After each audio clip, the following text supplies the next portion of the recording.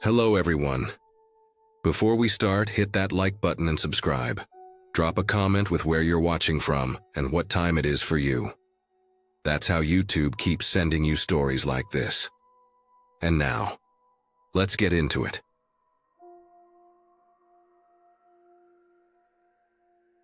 I never imagined that something as ordinary as taking out the garbage would become the moment everything in my quiet life shifted into a place I still struggle to understand. Even writing this in my head now, trying to piece together each detail in the order they happened, I keep circling back to that one evening last week when I saw Charles in his backyard with my shovel, digging like the ground itself had wronged him. To really explain why all of this has me so shaken, I have to start with the history between our houses. I've lived next door to Charles and his wife Kathy for a little over 10 years. For the first half of that time, they were what anyone would consider normal neighbors. They kept their yard neat, went to work on time, waved when they saw us, and every now and then invited us over for barbecues when the weather warmed up. Those gatherings were simple and friendly, the kind where nothing significant happens but you go home feeling like you live in a stable, safe little neighborhood. 5 years ago, that stability cracked. Their son disappeared without a trace. He was 14. I still remember standing in their driveway that first night, the way the flashing red and blue lights from the patrol cars reflected off the windows of both our houses. Charles looked pale and jittery, pacing in short bursts like he couldn't figure out where to put his hands or what direction to face. Kathy stood completely still with her arms wrapped around herself, like she was trying to hold the pieces of her own body together. After that night, for weeks, reporters and volunteers came and went, searching the nearby woods and passing out flyers with the boys' school photo on it. Every time I looked at that picture, I imagined a kid who should have been worrying about homework, not becoming a face on the local news. When the searches stopped, the neighborhood slowly drifted back into its routine, but Charles and Kathy never did. They aged almost overnight. Kathy became quiet, almost withdrawn, avoiding eye contact and speaking only when she needed to. Charles was different in a more unpredictable way. He went from being an easygoing guy who joked about yard work to someone who always appeared tense, always watching people, always seeming as though something unsaid was weighing on him. Even at the barbecues they still insisted on hosting once or twice every summer, there was a heaviness in the air, like everything they were doing was just an imitation of how they used to be.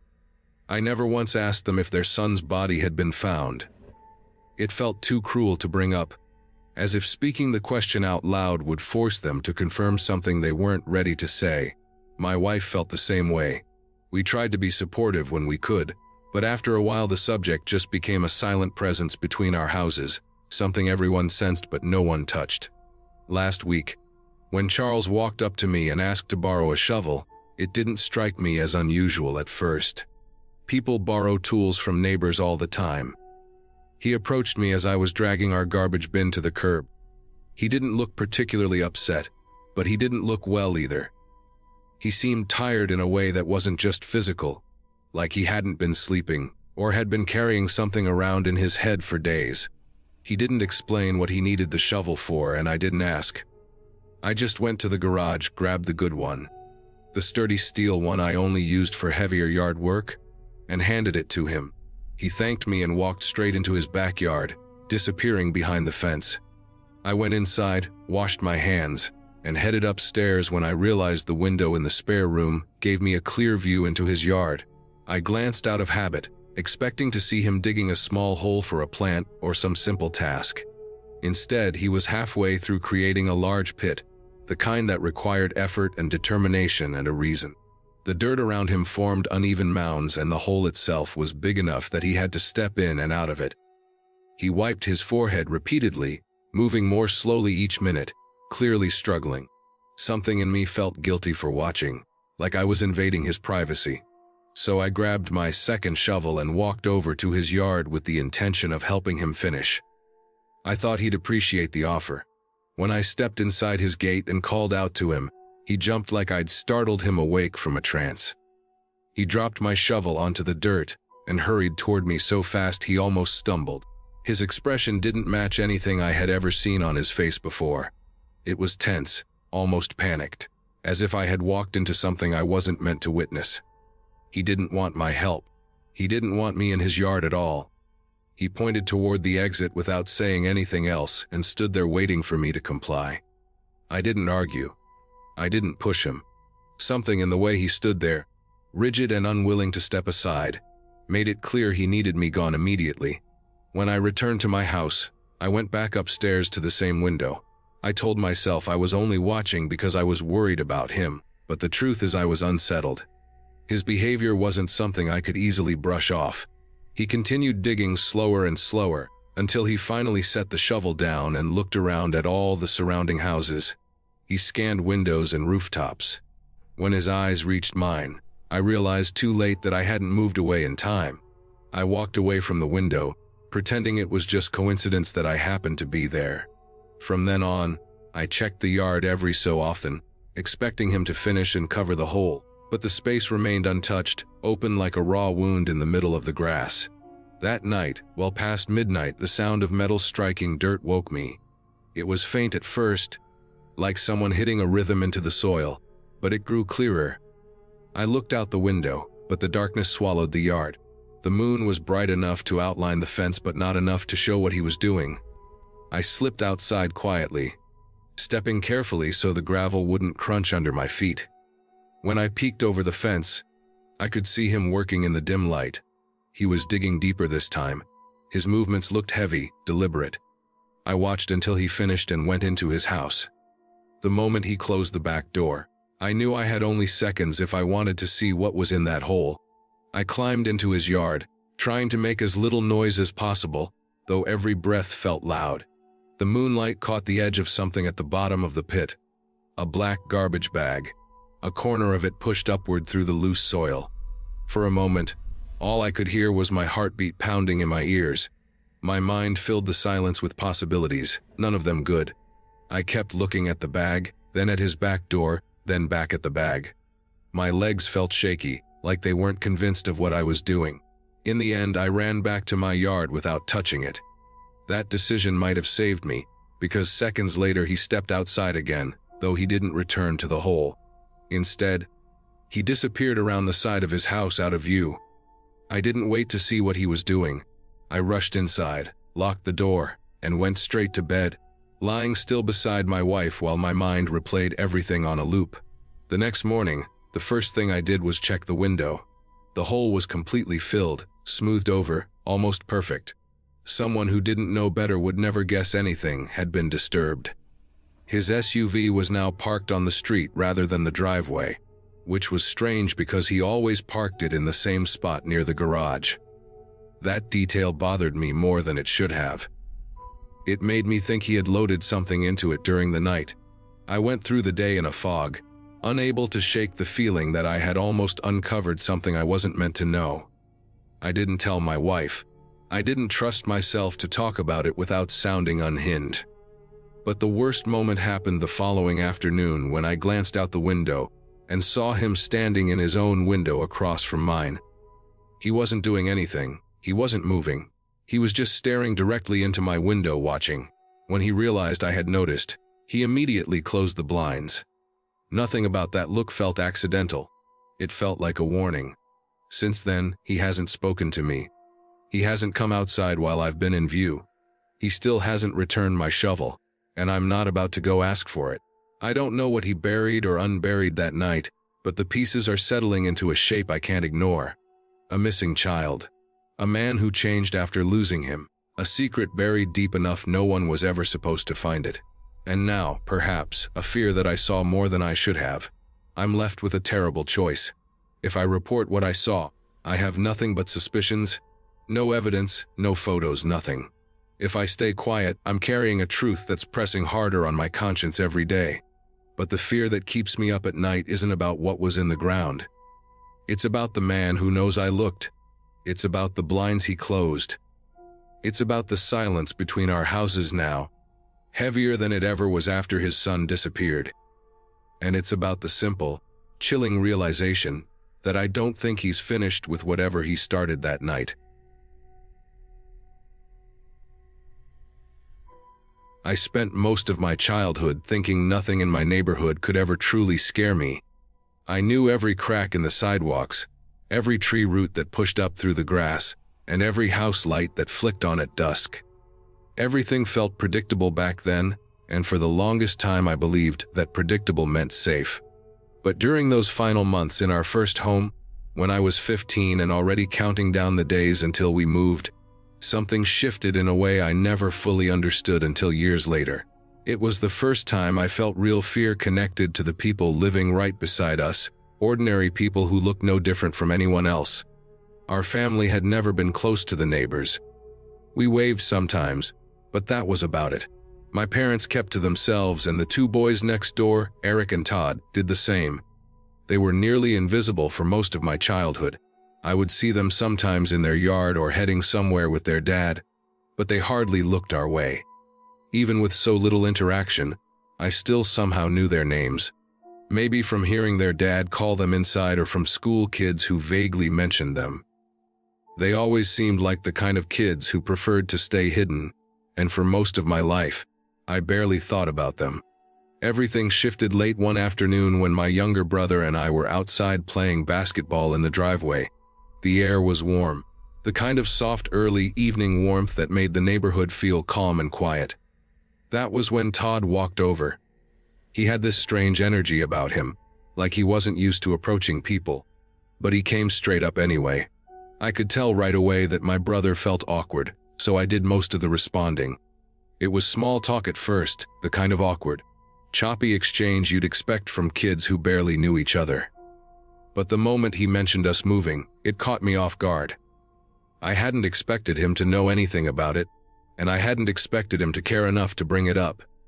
At the end of that brief moment, he invited us to go out with him and Eric the next day to shoot BB guns down by the river. I didn't think much of it. It felt unexpected but harmless.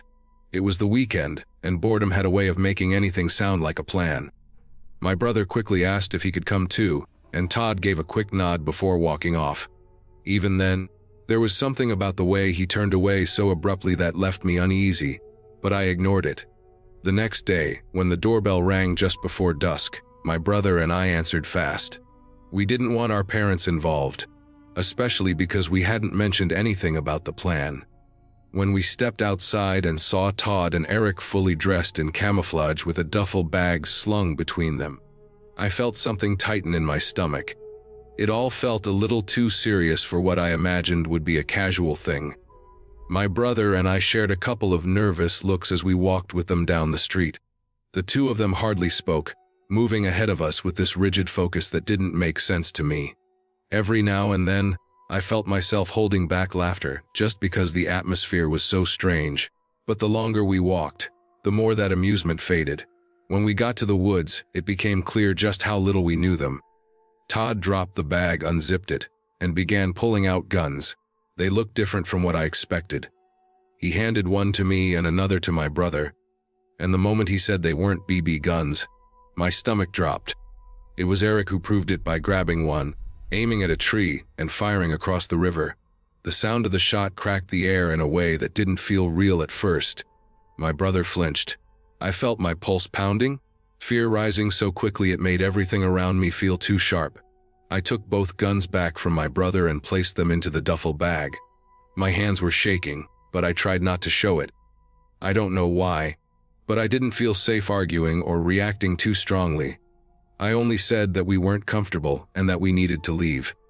They stopped and stared at us, and even with the fading daylight, I could see something in their expressions that made me want to get out of there as quickly as possible. As we walked away, I could feel their eyes on us. One of them shouted something behind us, but I was too focused on getting my brother home safely to fully process the words. That night at dinner, my brother and I said only that they were strange kids. We didn't say anything about the guns. I didn't want to worry my parents, and I convinced myself it wasn't worth making a big deal over since we would be moving soon. But that choice became one I regretted more than almost anything else. I woke up in the early hours of the morning to cold air hitting my face. My window, which had been shut when I went to sleep, was open all the way. I remember staring out into the darkness.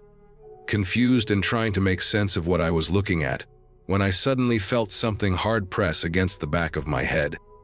I froze so completely it felt like my body stopped existing for a moment. I didn't scream, I didn't jump. My mind seemed to go strangely still, like a protective numbness washed over me. I recognized Todd's low whisper instantly. He threatened me, and the words were sharp enough that they embedded themselves in my mind in a way I can still recall word for word even now. Then he was gone, slipping out the window the same way he had come in. I stayed frozen for minutes after he left, barely breathing, trying to convince myself I was awake. When I finally got up, I closed the window and locked it. My hands were shaking so badly I had to hold the frame for a moment just to steady myself. I didn't tell anyone the next morning. I didn't tell my brother. I didn't tell my parents. I didn't trust my voice to even explain it. From that night on, things changed. Every night, practically without fail, one of the boys would appear at a window on their house and stare toward ours. Sometimes it was Todd, sometimes it was Eric, sometimes it was both. I could tell they were watching either my room or my brother's, because their house lined up in such a way that their bedroom windows faced ours almost directly. I never told my brother what had happened that night, but I could tell he sensed something was wrong because he slept more lightly and always seemed on edge. I didn't want him to carry fear on top of everything else, especially since we were so close to moving. As the moving date got closer, things escalated. About a week before we left, I woke to a loud clack against my window. A rock had hit the glass. When I looked outside, Todd was standing in the yard, aiming a pistol upward. My entire body locked. I dropped to the floor, heart hammering so fast it hurt. Then I heard the sound of laughter, sharp, ugly laughter that cut through the night. They said things loudly enough for me to hear, insults meant to sting and intimidate. I stayed on the floor for a long time, waiting for them to leave, barely able to breathe. There were 2 more incidents that same week. Quick moments of harassment that left me and my brother nervous every time we stepped outside. And because the moving date was so close, I held on to the idea of escape like it was the only thing keeping me sane. When moving day finally arrived, I remember feeling a deep, overwhelming relief that almost knocked the wind out of me. For the first time in months, stepping outside didn't make my skin crawl. My parents had no idea why I was so eager to leave, but I didn't care. I just wanted to get away. Years later, my brother and I talked about those last months and admitted to each other that neither of us had told anyone. He hadn't known about the window incident, but he had his own stories of seeing them watching him. Those boys were trouble from the beginning, but back then I didn't realize just how dangerous they truly were. We left at the perfect time. Any longer, and I don't like imagining what might have happened. Even now, when I think back to that house, the memories feel cold. Not because of ghosts or anything supernatural, but because of how real everything was. How close I came to believing that those same walls that kept my family safe for 15 years could have easily become the place where something irreversible happened. Leaving that neighborhood wasn't just moving, it was escaping. And I've never once looked back with anything but relief.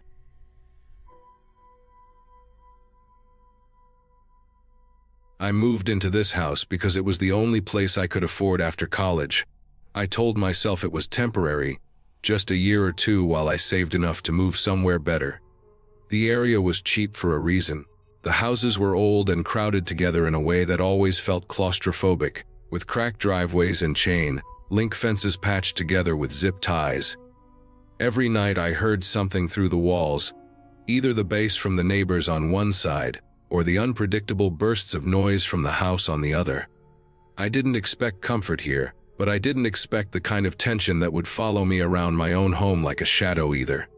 On one side, it was constant music.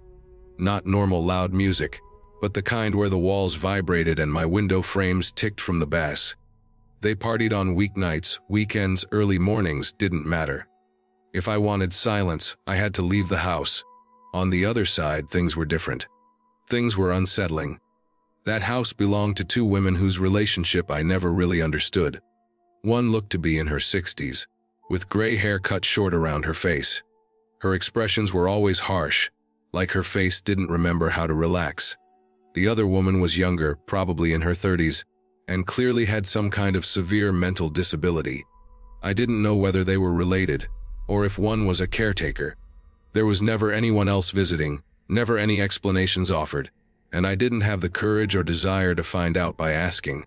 Most afternoons, I sat on my front porch trying to get a little fresh air, since the inside of my house felt stuffy and stale no matter how often I cleaned.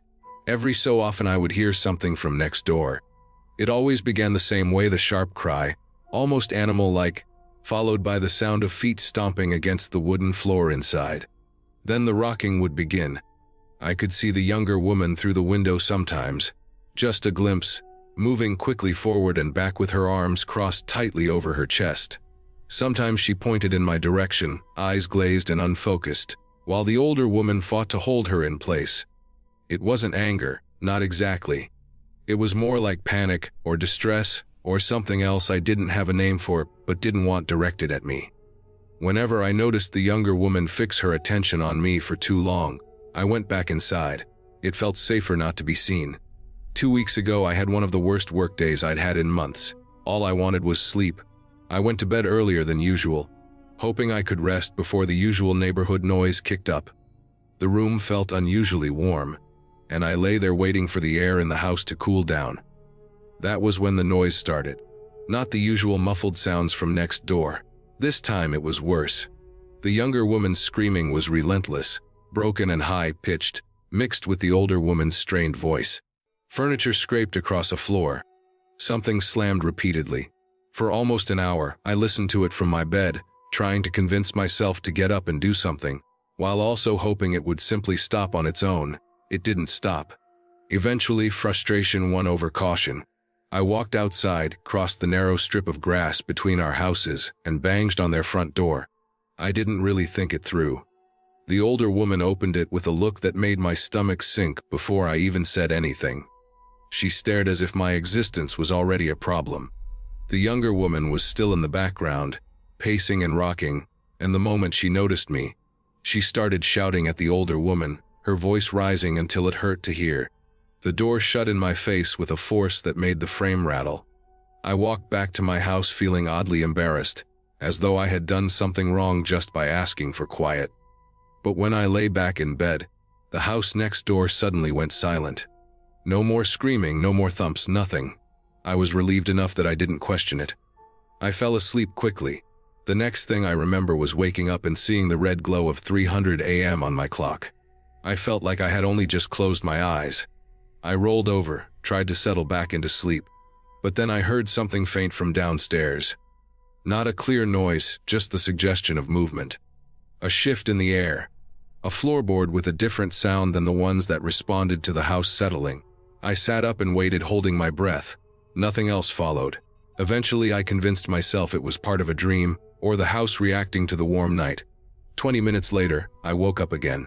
No sound, no clear reason for waking, just a sharp jolt pulling me out of sleep. The room was darker than usual, like the shadows had thickened.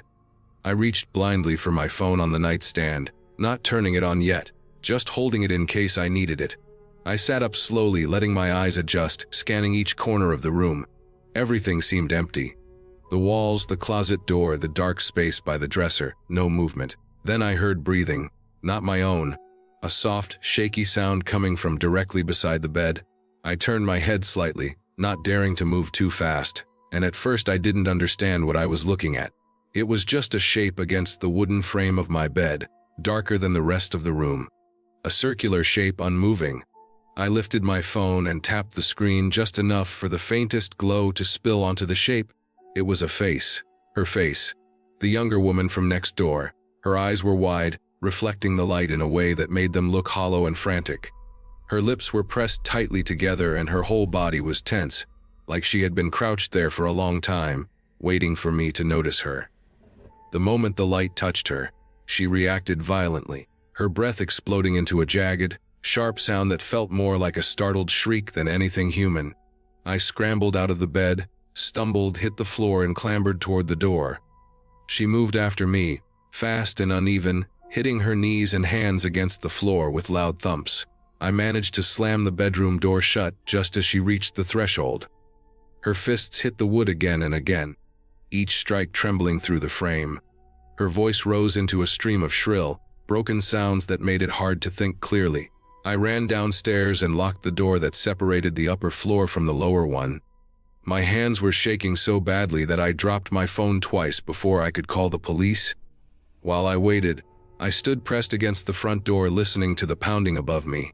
Her voice was raw, strained, not forming actual words, just a frantic barrage of sounds. When the officers arrived, the noise stopped suddenly. The older woman appeared moments later, her expression twisting into something sharp and cold as soon as she saw me pointing toward my house. The police took the younger woman away for the night. They asked whether I wanted to press charges. I didn't. I didn't want to escalate anything. I felt exhausted, shaken, and just wanted the night to end.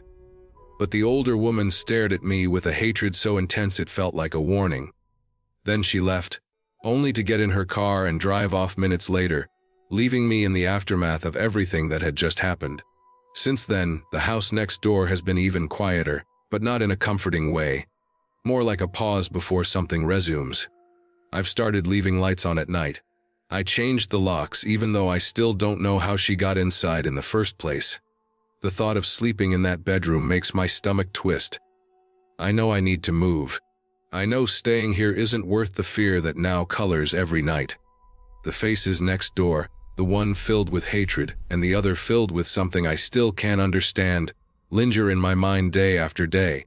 I can't ignore the feeling that the older woman blames me for what happened, or the fact that the younger woman found a way into my house once. That alone is enough to keep me awake at night. I've already started looking for another place, even if it means moving farther from work or taking on a higher rent. The neighborhood was never ideal, but now it feels dangerous in a way that has nothing to do with crime rates or noise complaints. It's personal, it's too close, and every time I walk past the window facing their house, I can't shake the sense that someone on the other side is watching, waiting, and remembering exactly what happened that night. My name is Garrett, and the only reason I still think about this story is because it actually happened. Nothing about it felt cinematic or exaggerated while it unfolded. It felt ordinary in the worst way, like something that could happen to anyone who ends up in the wrong living arrangement at the wrong time. I was a sophomore in college, and because I didn't get a dorm after freshman year, I had scrambled for off-campus housing. The search was desperate and rushed because every place near campus filled up fast. I eventually landed in a co-op that was part of a three-house cluster shoved between a row of older apartment buildings and a run-down residential street. It wasn't close to campus, but I had a bike, and the rent was cheap enough to justify everything that seemed inconvenient. Most people living there were students like me, young, busy, juggling classes and part-time work. A few older people lived there too, the kind who were finishing degrees later in life or teaching assistants saving money by living cheaply. The only person who didn't fit that mold at all was a woman who appeared to be in her late 50s or maybe early 60s. Her hair was gray in uneven streaks, and she walked with a faint but noticeable limp, favoring her right side like her lower back or hip hurt constantly. She never smiled, never laughed, and never reacted to anything around her. Her expression always looked empty, as if she were watching a distant point no one else could see. I didn't know which of the three houses she lived in, and nobody seemed eager to explain. I figured she was affiliated with the university somehow, maybe faculty or some kind of long-term resident, but no one volunteered details, and I wasn't comfortable asking too much so early. The first time she startled me was in the shared kitchen. Only one of the three houses used that space because the other two had their own kitchens, so it made no sense that she was in ours. I walked in during the usual chaos of people rushing to cook before late classes. Music was playing, the windows were fogged from boiling pots, and everyone moved around each other in a way that felt familiar. She stood in the corner behind the fridge door, motionless, not eating or cooking or holding anything. She just watched. Her eyes stayed fixed on the activity, slow and unblinking, as if she didn't want anything except to stand in the center of the noise without being part of it. When I looked at her directly, she didn't look away. Her gaze stayed steady, like she had been waiting for me to notice. At first, I assumed she was zoning out, But each time I glanced again, her eyes were still locked on me. Nobody else in the kitchen reacted to her presence. It was as if they had silently agreed not to acknowledge her at all. A few days later, while working in my room, I saw her again through my window.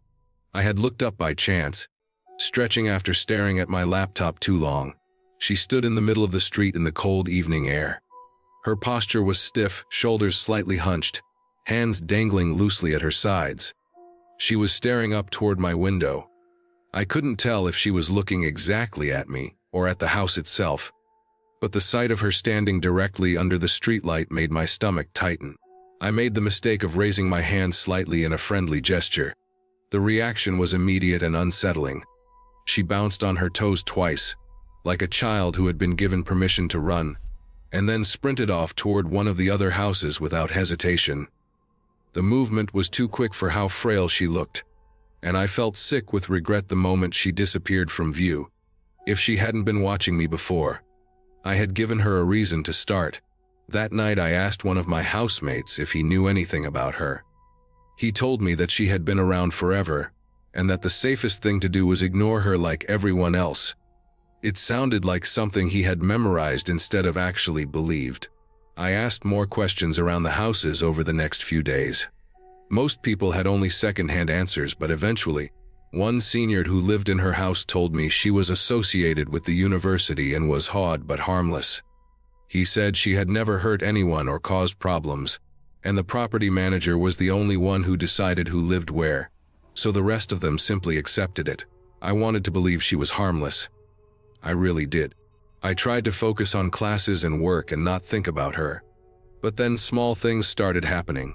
I would leave my room and turn into the hallway, only to find her standing near my door, close enough that I almost collided with her. This always happened late at night, long after most residents had gone quiet. She never reacted to nearly running into me. She would just turn and walk away with that same blank posture, as if wandering through the house was part of her nightly routine. Other times I'd catch glimpses of her in places she had no reason to be, hovering near the laundry room, moving slowly down the back stairwell, or standing at the foot of the hallway staring in the direction of the bedrooms. Then my room key disappeared. Every room in the co-op still had the locks from when the place had been a hotel decades ago. Most people kept their doors unlocked because losing a key was a hassle, but I wasn't comfortable sleeping in an unlocked room.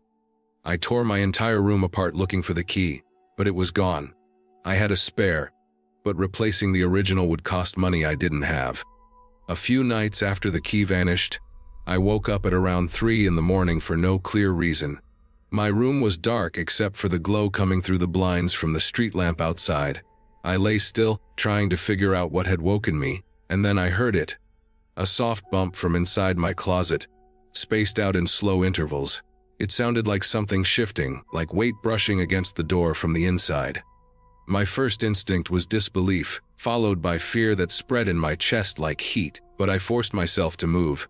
I got out of bed quietly and walked slowly across the room. My breathing felt loud in my own ears. My hand hovered over the closet handle for a full second before I pulled it open all at once. She was crouched inside. She had wrapped one of my ties around her neck like a loose scarf. Her eyes were wide open, fixed directly on mine. In her other hand, she held a kitchen knife, the kind we kept in the drawer by the sink downstairs. The air inside the closet smelled stale and warm from her breath. Before I could react further, she lunged. I stumbled backward, yelling without meaning to, and felt the impact of her small frame hitting my torso. She swung the knife wildly, but her movements were weak and uncoordinated. I grabbed her wrists and forced the knife out of her hand. Her body thrashed erratically, her limbs jerking with sudden bursts of energy. I pinned her to the floor using all my weight, feeling her legs kicking uselessly against my shins. Her breath came out in sharp bursts, but her face stayed expressionless even as she struggled. The commotion woke the house. Doors slammed open, feet pounded down the hall, and 2 of my housemates helped hold her down until the police arrived. They found my missing room key in her pocket. The realization that she had used it to enter my room while I slept made my skin crawl. The aftermath felt like a long fog. She never spoke a word, not to me, not to the police, not to anyone. The explanation came later. She was the property manager's sister. He had been letting her live there secretly in one of the empty rooms, because she needed care he couldn't provide. Instead of finding help for her, he had put her in a community where nobody knew how to handle the situation. He was arrested for negligence among other charges. Sometimes I think about her crouched in that closet with my tie wrapped around her throat. I don't know what she wanted or why she became fixated on me. The thought that she had been entering my room before that night still makes my chest tighten. I'm graduating soon. I'll miss a lot about college, but I know that whenever I think about that up, the first image that comes to mind will always be her face staring up at me from the shadows inside my own closet. I have lived in this neighborhood long enough to watch entire families grow up, move out, and be replaced by new ones. Our house sits on a quiet street lined with maples and aging fences, the kind of place where the mail carrier knows everyone by name, and people tend to stay put once they settle in. Benjamin and I bought this house when our kids were young, and by the time they all moved out, we had grown used to the space being quieter. I spent a lot of time on the front porch once I retired, usually with a book or some knitting, sometimes just watching the way the afternoon light hit the pavement. I liked the calm, but the empty house across the street had become an eyesore. It was a perfectly good two-story place with a decent yard, but no one had lived there for almost 2 years. Every time I looked up from my chair, there it was, windows dark, yard unkept, paint slowly wearing down. So when I saw a moving truck pull up one warm afternoon last spring, I felt a sense of relief. A new neighbor meant new life on the street. The young man who moved in looked to be in his mid-20s. He drove a shiny black BMW that stood out on this street more than he probably realized. His clothes were sharp, clean, and always expensive looking, the kind you'd expect from someone with a high salary or parents with deep pockets. But he didn't carry himself like someone trying to intimidate. He had an earnest face, the kind that softened whenever he smiled. I saw him unloading boxes and setting them on the driveway before carrying them inside. He moved quickly, as if he was used to doing everything alone. For the first few days he kept to himself, coming and going at odd hours, but eventually he waved to me from across the street. The wave was small and almost shy. I waved back from my porch. After a few days he introduced himself while Benjamin was outside with me. His name was Quinn, just a few years out of college, working some kind of job in entertainment or media. The explanation didn't make much sense to me, but it must have paid well enough judging by his car and clothes. He was friendly and sharp, and he seemed genuinely interested in whatever Benjamin said to him. Benjamin liked him right away, and over the next few weeks their casual waves from driveway to driveway turned into short moments of connection. The kind you get in neighborhoods like ours where nobody wants to intrude, but everyone likes to feel friendly. For the first few months everything felt normal. Quinn settled into a routine. I noticed he left early most mornings and often came home late in the evening. I never saw parties or large gatherings at his house. He kept the yard trimmed, the lights timed perfectly, the trash cans pulled out and back in without fail. I appreciated the reliability of it. It made me feel like the street was alive again. But then I began noticing the girl. She arrived in a white convertible that was almost always spotless. She was young, maybe even younger than Quinn, with long blonde hair that she often pulled into a high ponytail. She wore clothes that seemed more suited for beaches and nightclubs than for our quiet residential street. Whenever she swung out of her little car, she walked with that certain quickness that comes from knowing you look good and wanting to be seen. The first time I saw her, she unlocked Quinn's front door with a key of her own, went inside, and stayed for maybe an hour before leaving again. At first I assumed she was his girlfriend. Young people live differently now. Coming and going at odd hours seemed normal enough for them. But the pattern continued. I would be knitting or reading or just enjoying the weather when her car would pull up even though Quinn wasn't home. She would let herself in, stay for some time, then leave. Sometimes she looked flustered or distracted. Once I saw her rushing out with her hair messy and her clothes twisted as though she had changed in a hurry. I didn't think much of it at first, but over time it became clear that whatever relationship she and Quinn had, it wasn't smooth. Weeks later I saw them together for the first time. Quinn had driven her home in the BMW. They stepped out and walked up the path to his front door. He held himself calmly, but she moved like someone bursting with energy that had nowhere to go. After that day, the tension around them seemed to build. I could sense it in the way Quinn lingered in his driveway after she left, rubbing his forehead as if trying to settle himself. Something was off. The argument happened on an afternoon when I was tending to the small garden beside my porch.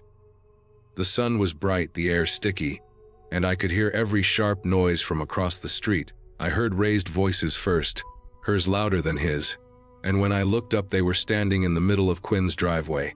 She gestured wildly, her face twisted with anger. She stepped closer to him, invading his space with the kind of boldness that comes from feeling absolutely justified. He stood still with his hands low, almost rigid. I couldn't hear the exact words, and I wouldn't have wanted to, but the tone alone told me enough. She was furious. He was cornered. Eventually she stormed to her car, slammed the door, and sped away, tires screeching slightly as she went down the road. Quinn stayed there for a few seconds and then went into the house. He looked exhausted. He didn't notice me at all. I told Benjamin what I'd seen, but he reminded me that I shouldn't pry. He was right.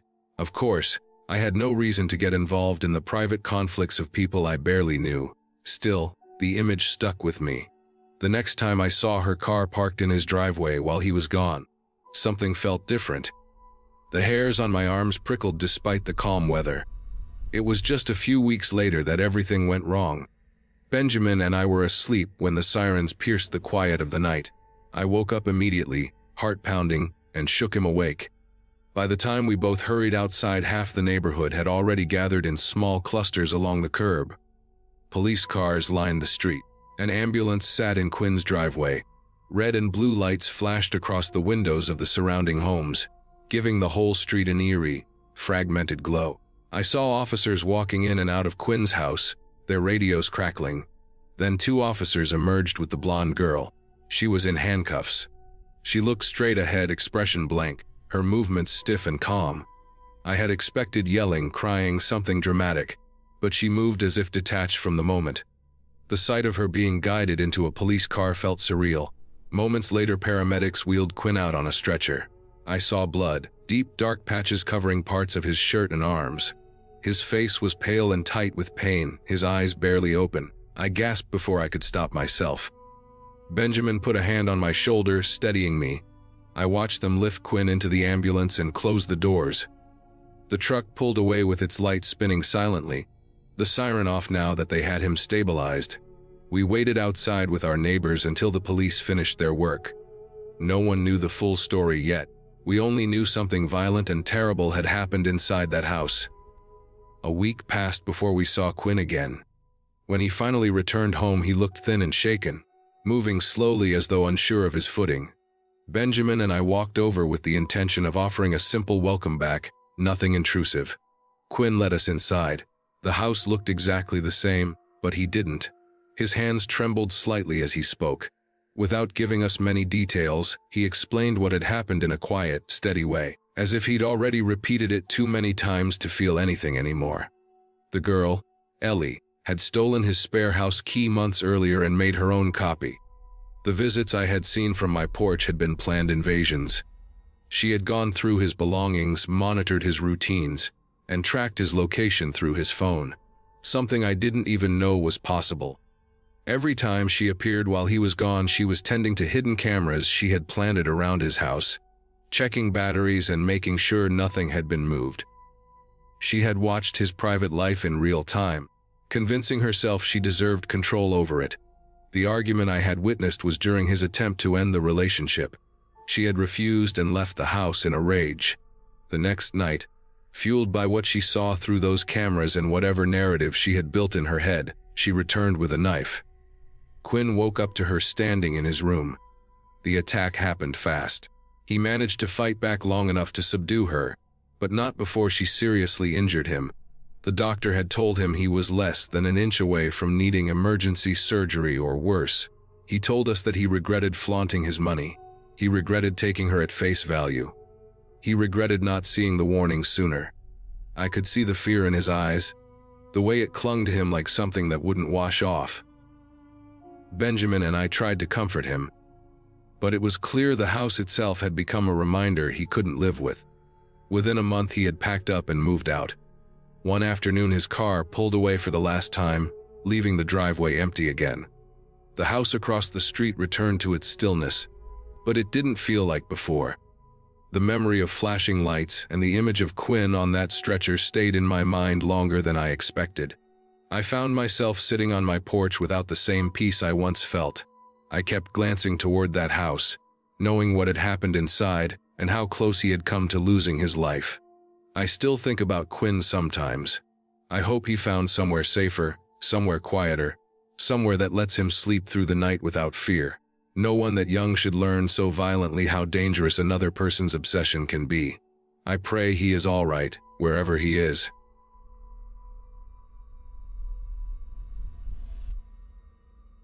I moved into my new place hoping to rebuild parts of my life I didn't like to talk about anymore. The move wasn't some exciting restart. It was something I forced on myself after making stupid decisions with money, and even worse decisions with people. I had spent enough time around the wrong kind of women and the wrong crowd, and when things finally blew up with my ex, staying in my old city became impossible. I took what was left of my savings and bought a house in a quiet area far enough away that no one I used to associate with would ever think to look for me. It was the kind of neighborhood where people jogged after work, waved politely when they took out their trash, and kept their lawns trimmed in perfect squares. Most houses were spread out with generous gaps of property between them, which was something I wanted more than I realized. For some reason, the house right next to mine was built much closer than all the others. It was a massive place, 3 stories tall with wide windows and a wraparound porch that looked like something a large family would grow into. When I first toured my own place, I wondered if maybe the huge house next door belonged to a family of 10 or some extended group with grandparents, aunts, and cousins all living under one roof. It was the only explanation that made sense for something that size. Once I settled in, I made a point to introduce myself to everyone on the street, except for the people in that big house. It wasn't intentional at first, I just kept saving them for last. I couldn't explain why. Maybe it was laziness, or maybe I just assumed a house that size had someone intimidating living inside, someone who wouldn't care about meeting me. The rest of the neighbors turned out to be almost uniformly kind and successful. Most were older than me, with young kids and polished careers. I felt awkward being single and not quite 30 with no wife, no kids, and too much free time. I told myself it didn't matter, but the feeling still lingered. When I finally walked over to the next door house, I expected someone middle-aged to answer. Instead, a guy who looked like he could have been a few years younger than me opened the door. He had a mullet and a kind of effortless confidence that caught me off guard. I had spent the entire day meeting people who felt like they belonged in a real estate brochure. And suddenly I was standing in front of someone who looked like he spent half his time on a couch with a beer in hand. It threw me off enough that I almost forgot what I had planned to say. His name was Damon, and from the moment I met him, he struck me as one of those people who acted like every day was Saturday afternoon. He smiled in a way that made him appear excited to see someone his own age in a neighborhood full of parents. He seemed friendly, relaxed, and easy to talk to. He invited me to get drinks sometime, but when I jokingly suggested we hang out right then and there, he stiffened slightly and looked behind him, like he didn't want me to see something inside his house. He brushed it off with an excuse about being busy with work, and when I asked what he did, he hesitated before telling me he worked in finance. It didn't sound convincing, but I didn't pry.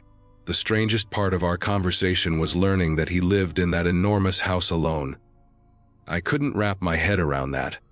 I knew I barely fit comfortably in my much smaller place, and he said it like it was completely normal. We traded numbers, chatted a bit more, and eventually I headed home feeling relieved that someone close to my age lived next door. I figured we'd eventually become friends. That was 6 months ago. For the first few weeks, nothing happened. I sent him a few texts here and there to try setting up a time to hang out, but he always replied with excuses about being busy or working late. The messages sounded polite but distant, like he was trying to keep space without being rude. I didn't push it. What bothered me more was how little he seemed to actually live in his house. His car was always in the driveway, but I never once saw him leave or return. He didn't get groceries delivered, didn't receive takeout, and never had guests. He didn't even take out trash. The house sat there silently day after day, and if it wasn't for the occasional light turning on at night, I would have assumed the place was empty. I work from home in my third-floor office, and from the window I had a clear view of his driveway and most of his yard. I didn't go out of my way to look, but every time I took a screen break, my eyes drifted over almost automatically. Part of it was curiosity. Another part was the uneasy feeling of having a stranger living that close with no visible routine. One night, on a Wednesday around 2 in the morning, I woke up to the sound of loud music. Not faint noise, the kind of bass-heavy music you feel in your ribs. I sat up, disoriented, unsure if I was dreaming, but the sound kept going, so I got out of bed and looked out the window. Damon's driveway was packed with cars, 7 at least.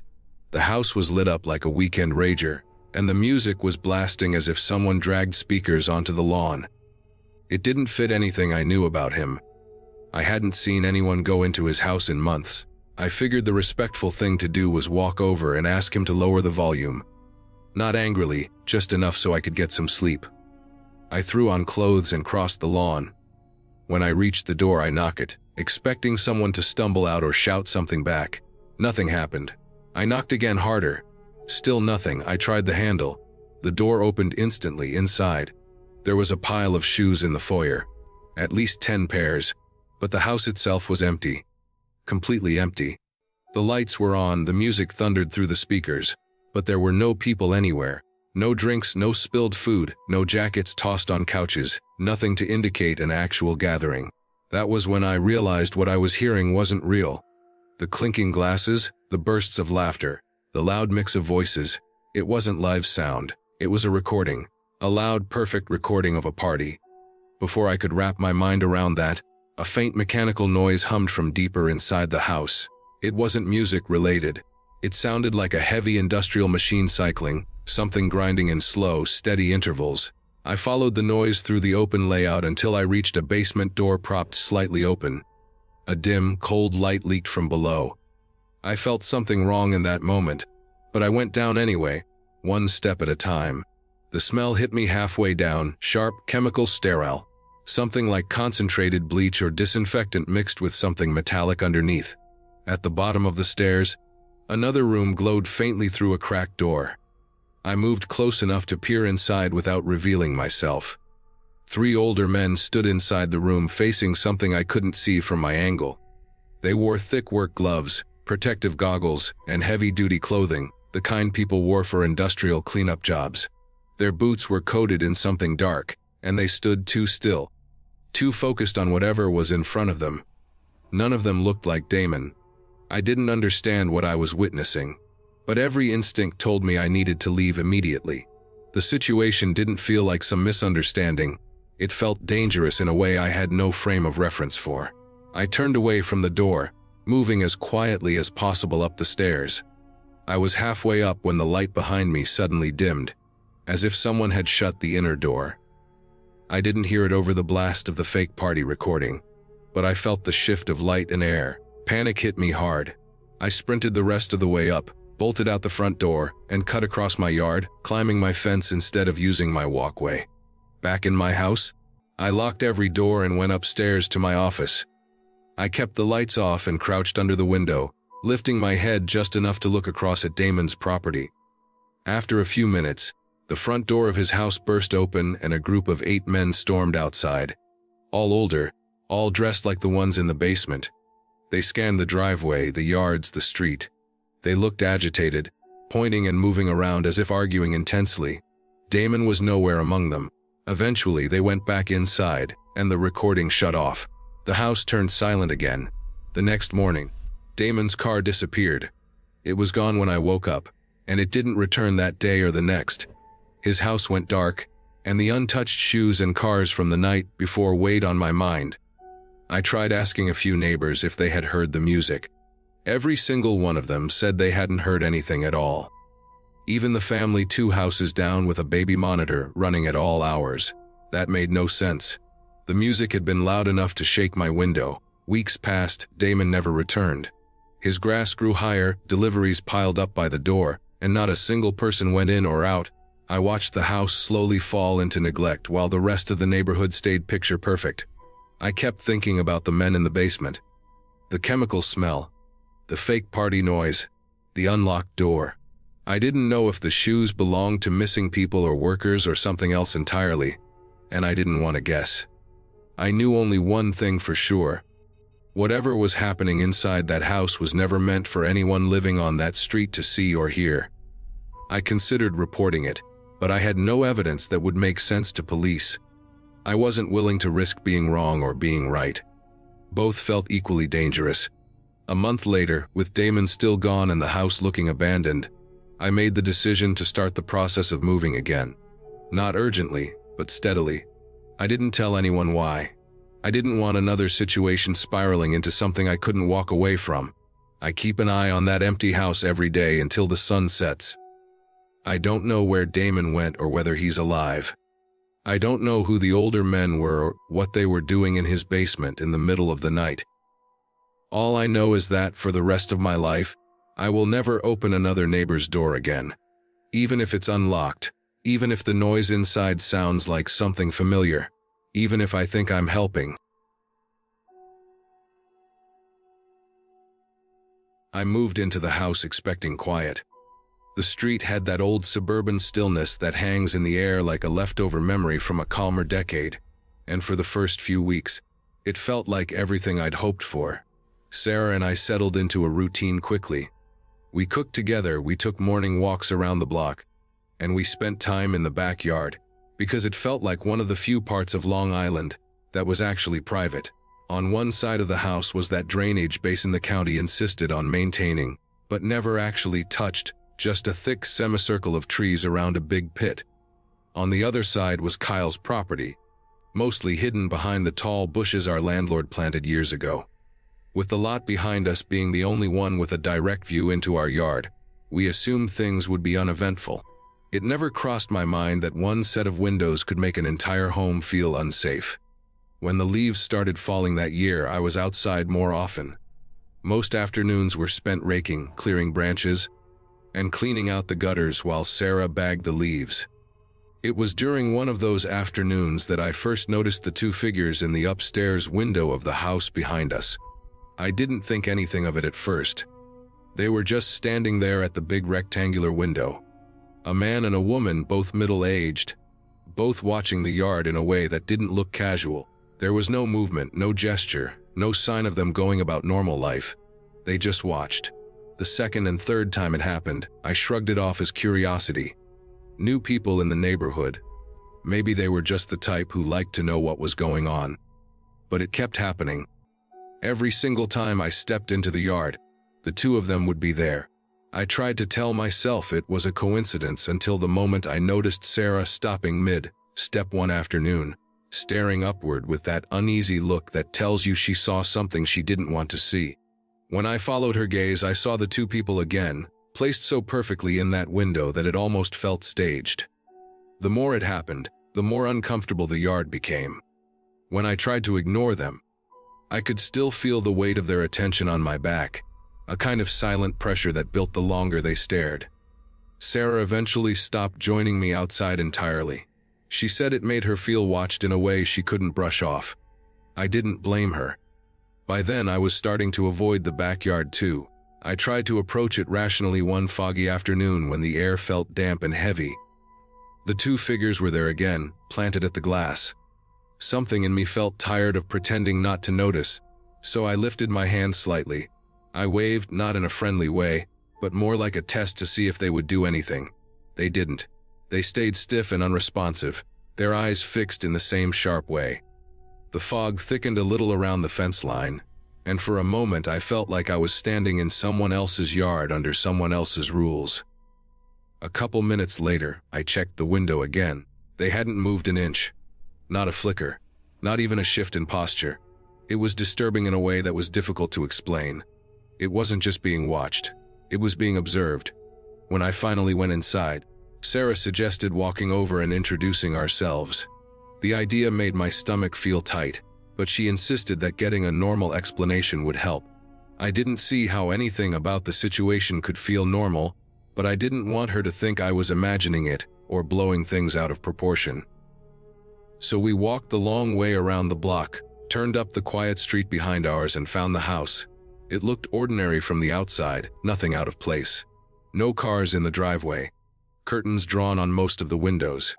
When the door opened, it cracked only a few inches.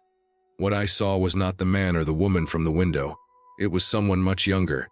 His face was partially hidden by the door, and the interior of the house behind him was so dark that it almost didn't look like a lived-in space. He didn't seem confused or surprised to see strangers. He just seemed irritated that we had knocked. The interaction lasted only a short moment, but something about the way he never opened the door more than the narrow sliver, and the way his eyes stayed locked on us as we walked back down the path, felt wrong on a level I couldn't articulate. When we got home, I went upstairs to the bedroom window. The two people were there again, standing perfectly still, staring. I closed the blinds without hesitating and told Sarah we needed to figure out a way to block that window. She agreed. We looked into fast-growing trees but quickly realized fall was too late to plant anything. All we could do was wait out the winter. For the next few days, we tried avoiding the windows entirely. It was easier to pretend nothing was happening when we weren't looking outside. But one night, not long after, we heard a sharp knocking sound downstairs. It wasn't the slow, random tapping of branches or the creaking of settling wood. It was rhythmic, intentional, close. I told Sarah to stay in bed and I went downstairs, trying to stay as quiet as possible. The knocking didn't stop. It got louder. I realized quickly it was coming from the backyard window. The blinds were closed, and I stood a few feet back, not wanting to get too close. I could hear the dull thud of a fist hitting the glass. The sound was unmistakable. I turned on the backyard light. The knocking stopped instantly, as if whoever was out there had been waiting for the light to change. I didn't go near the door or the window. I didn't want to see anything. I went upstairs and told Sarah I had scared whoever it was away because I didn't want her lying awake all night replaying possibilities. After that night, nothing happened for a while. 2 weeks passed without seeing the figures in the window. We started breathing a little easier, thinking maybe we had imagined the intensity of it all. But then last night happened. It was late. The house was silent. Outside, the air had that deep fall chill that makes the windows feel colder than usual. Sarah and I were getting ready for bed when loud yelling erupted from the house behind us. It wasn't the kind of yelling you hear during a normal argument. It was panicked, harsh, almost frantic. Even through 2 sets of closed windows, the noise carried across the yard with startling clarity. We stood still and listened, because it didn't sound like something you could ignore. There were heavy thuds, something slamming against a wall, and a voice that didn't sound controlled at all. Then, without warning, everything stopped. No fading, no gradual calm, just sudden, solid silence. We almost called the police, but something about the quiet that fell afterward made us hesitate. It wasn't normal silence. It was the kind that feels deliberate, like the air itself was waiting for someone to make the wrong decision. This morning, when daylight finally came, I checked the backyard window again. The blinds in the house behind us were shut. The upstairs window was empty. No figures. No movement. Nothing to confirm or deny anything that had happened the night before. Sarah and I talked at length about what to do, and we came to a clear decision. We contacted our landlord and explained everything, leaving out none of the details. By the afternoon, he agreed to send someone to plant a full line of privacy panels along the fence until trees can go in during spring. He told us the house behind ours has been rented inconsistently for years and has a history of people coming and going without much explanation. Hearing that didn't make anything feel better, but it did make one thing absolutely clear. Whatever was going on in that house had nothing to do with us personally. We were just the ones who happened to notice. The panels went up today. The window behind our yard is no longer visible at all. The house feels like ours again. The backyard feels usable again. The silence outside at night doesn't make my skin crawl the way it did before. I don't know who those 2 people were. I don't know why the young man lied about living alone, or why the yelling stopped so abruptly that night. But for the first time in months, I feel like we can breathe without glancing toward that window. We won't be looking back over the fence again. And with spring coming, the trees will be planted, and the last reminder of that house will finally be blocked from view for good. When the new neighbor first appeared, I honestly thought it was going to be an improvement. My wife and I had never gotten along with the previous people in that house, so seeing a plain white van in the driveway felt like a clean slate. What struck me as odd from the beginning, though, was the way he moved in. There were no moving trucks, no furniture deliveries, no signs of anyone carrying boxes inside. One night the driveway was empty, and the next morning the van was just there, parked straight and neat, as if it had always belonged beside that house. We decided to introduce ourselves, mostly to avoid another cold neighborly relationship. The house looked lived in from the outside, and the van was parked right in front of the garage door, so we figured he had to be home. We knocked several times, waited, knocked again. Nothing. There wasn't the faintest sound from inside the house. No footsteps, no muffled movement, not even a shadow crossing near the door. It felt strangely hollow, like knocking on an empty house, except the vehicle outside said otherwise. Eventually we gave up and convinced ourselves that maybe he was asleep or showering or simply ignoring the sound. Our bedroom window looks directly into the neighbor's backyard, which has a detached garage sitting near the back fence. For the first few days, the van didn't move at all, and no one came or left. Then one night, after my wife and I had gone upstairs to read, we heard the rattle of a garage door opening next door. It was late enough that the silence made the mechanical sound stand out more than usual. Out of pure curiosity, we nudged open the blinds just enough to see through the sliver. The motion light over the garage flipped on and exposed a man moving between the van and the open garage. He looked like he was in his 40s or 50s, with short hair, a plain white t-shirt, and faded jeans. He lifted boxes from the van with the slow, methodical movements of someone trying not to make noise, even though it was obvious he wasn't succeeding. We only watched for a short moment, just enough to get an impression of him, then let the blinds fall back into place. We didn't want to look like nosy neighbors. A few days went by, and once again the van stayed gone all day. At some point late that night we heard the garage door open again, followed by strange scraping sounds. They were steady and metallic, persistent enough that it didn't sound like someone dropping a box or shifting tools. It almost sounded like something heavy being dragged against a rough surface. Every so often there would be a single loud bang, as if an object had fallen over. At first I tried to ignore it, but the rhythm of it, slow and irregular, began to gnaw at me. I finally went to the window again, moving the blinds just enough to see down into the neighbor's yard. As soon as I looked out, the man lifted his head and stared straight up toward me. His face didn't move at all, not a twitch or a blink. I felt a sharp jolt of embarrassment and stepped away from the window instantly. Seconds later, I heard his garage door slam shut. The guilt of being caught watching pushed me toward doing something about it. I figured I could smooth the awkwardness by stepping outside and saying hello, maybe even make a normal introduction. When I got out there, the van was already running. He was sitting inside with the headlights off. The moment he saw me approaching through the dim light, the van jerked backward and shot down the driveway faster than anyone normally reversed. Within seconds he was gone, swallowed by the night.